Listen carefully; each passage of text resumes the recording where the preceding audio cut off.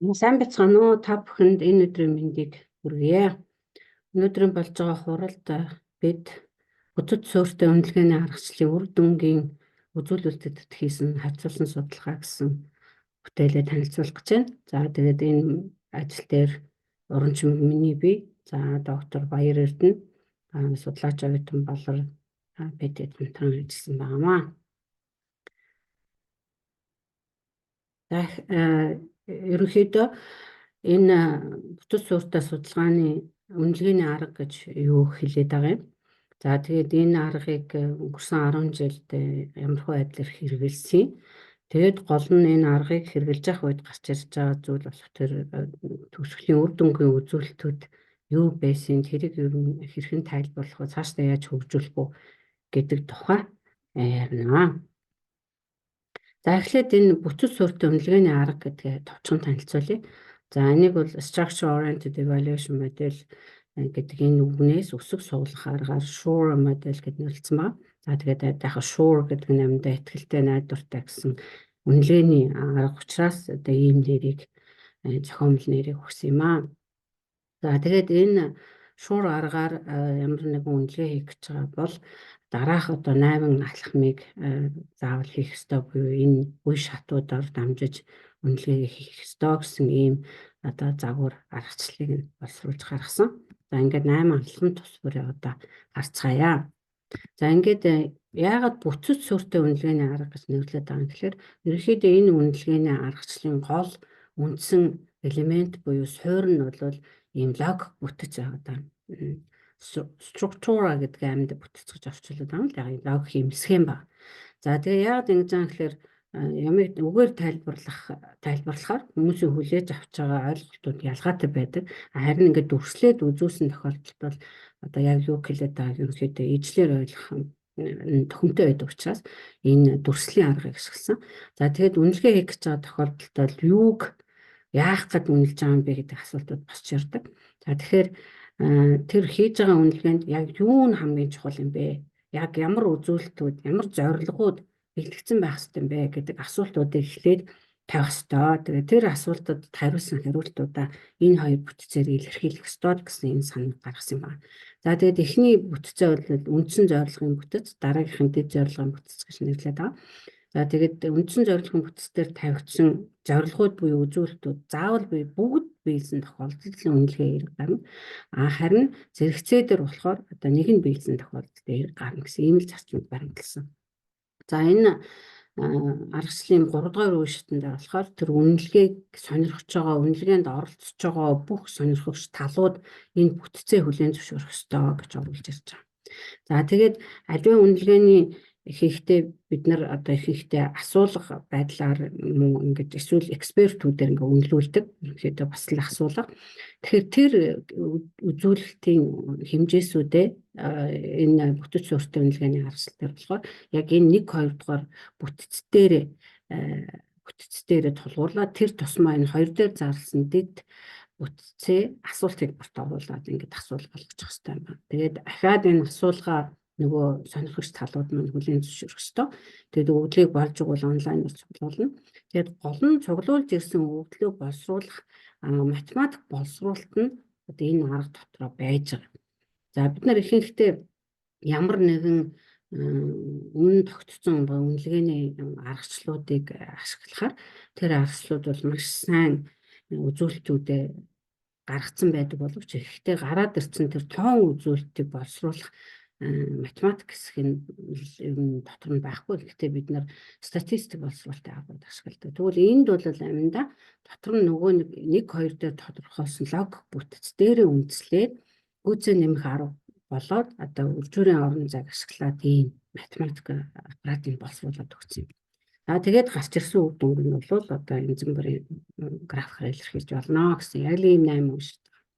За тэгээд энэ бол тухайн одоо үнэлгээний аргачлалыг ашигласан тохиолдолд ямар бүтэц зурагдаж болохыг, тэгээд үр дүн яаж харагдахыг гэсэн харуулсан хийсвэр жишээ, өөрөөр хэлбэл бодит жишээ биш.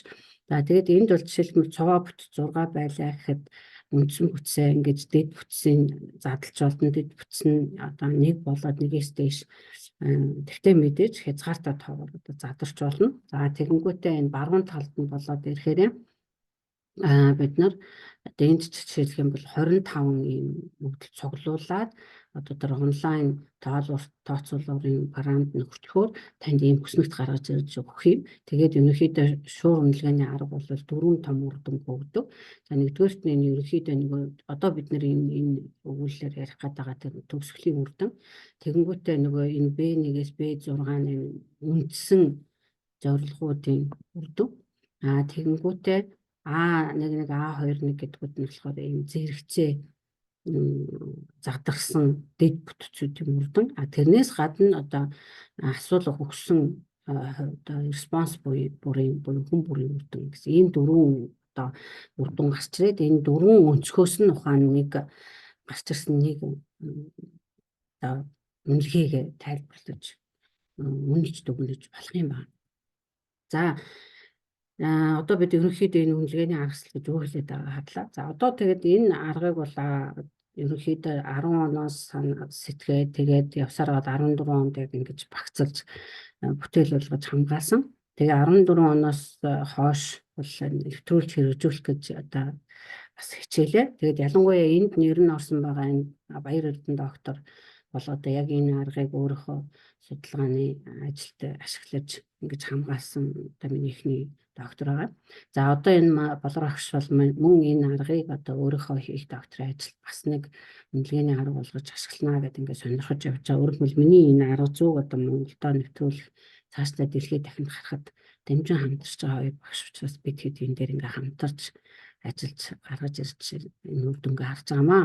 За тэгээд мэдээж ковидос өмнө бол захим сургалтын үнэлгээний арга зүйг сонирхдаг хүн бага байлаа. Захим сургалтыг хүмүүс янз бүрээр хардаг байлаа. Тийм учраас бол ер нь бол 19-20 хүртэл бол цөөн тооны нэлийн ойрын харилцаатай гадаад дотоодын судлаач нар миний арга зүйг сонирхчихсоос биш одоо энэ арга зүйгээр үнэлгээ хийгсэн тийм санаачлал бол бага байсан. Угаасаа одоо ер нь шинэ юмд юмч хүмүүс одоо их хойроо ханддаг учраас одоо миний аргын байдалтай байгаа гэж хараад байгаа. За гэтэл бол ковид гараад ковидын үе болоод ковидос хойш бол энэ захим сургалт гэдэг бол боловсролын салбарын салшгүй хэсэг болж цаашдаа ч улам нэвтрэх хэрэгжих нь тодорхой болсон учраас бүх л чиглэлийн багш нар захим сургалт руу орсон.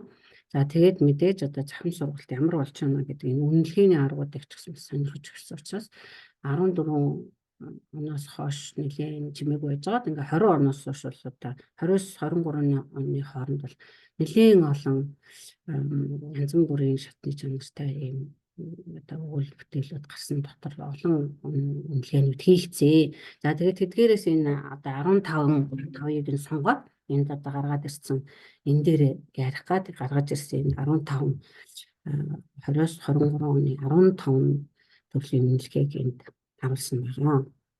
Өөрөөр нь бол ямар ч хэсэг энэ яг захим сургалтанд зориулсан үнэлгээний аргачлал учраас энийг одоо бас ингээд манай судлаач нар сонирхож эхэлж байгаа нь бас энэ арга зүйг цаашд хөгжүүлэх нэвтрүүлэх таатай нөхцөл үүсэж байна гэж бид нар харж байгаа.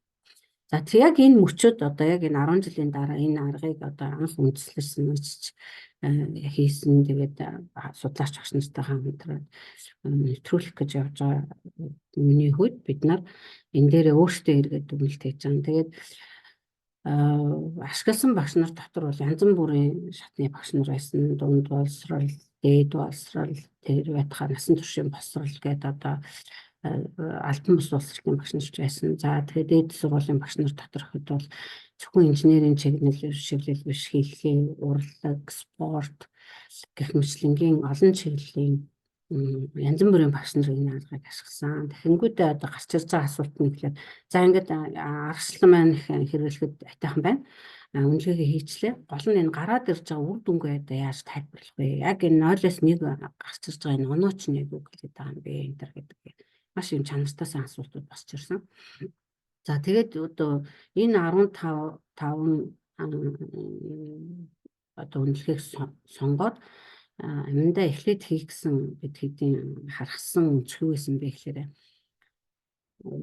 үндсэн бүтэц гэж зарлж байгаа бүтцийн тоо ер нь гарч байгаа үр дүнд төгсгөлийн үр дүнтэй ямар хамааралтай байна вэ?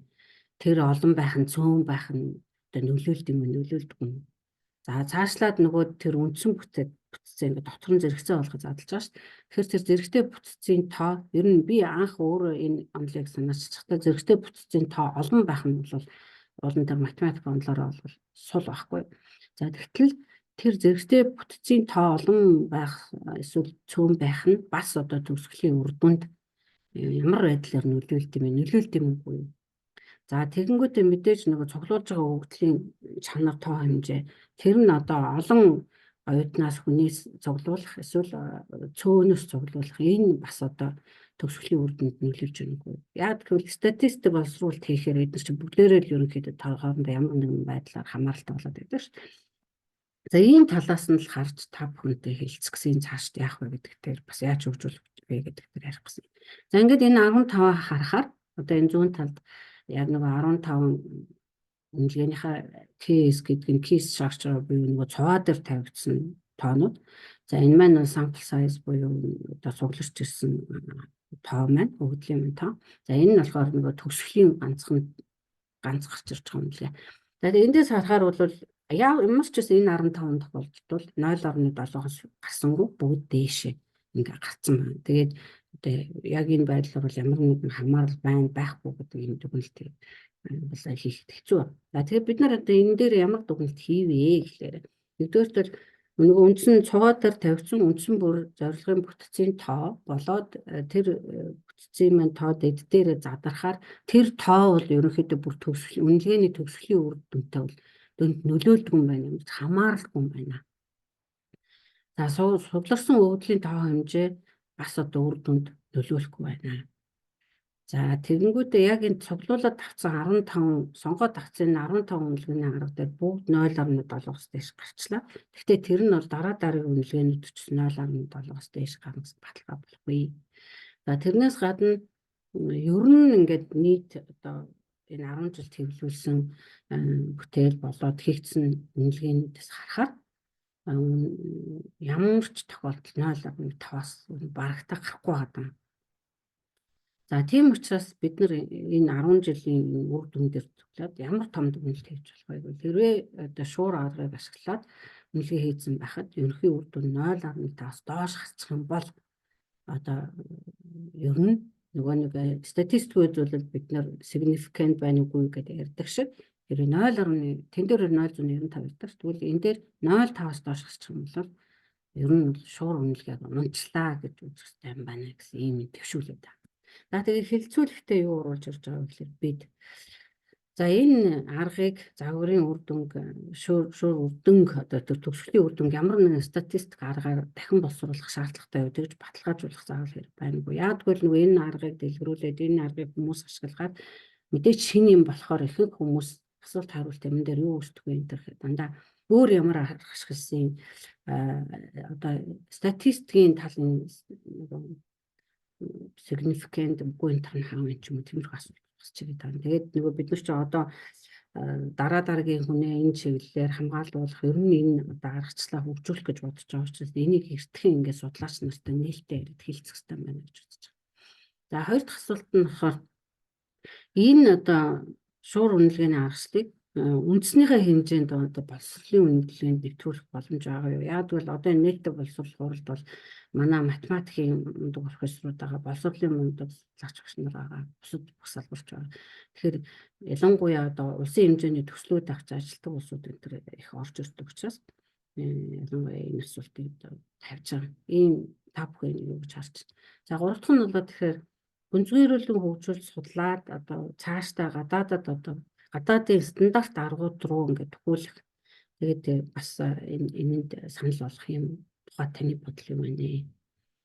Ер нь энэ аргыг нэвтрүүлэх, хэрэгжүүлэх гэхэд юуг цаашдаа анхаарах хэрэгтэй юм бол яг л би өөрөө математик хүн биш шүү дээ. Би чинь компьютерийн хүн. Тэгээд тэр чигтээ ингээд багш болоо явцсан. Одоо нэгснээс сурган нэгснээ багш компьютер суртаа багш болчиход байгаа шүү дээ.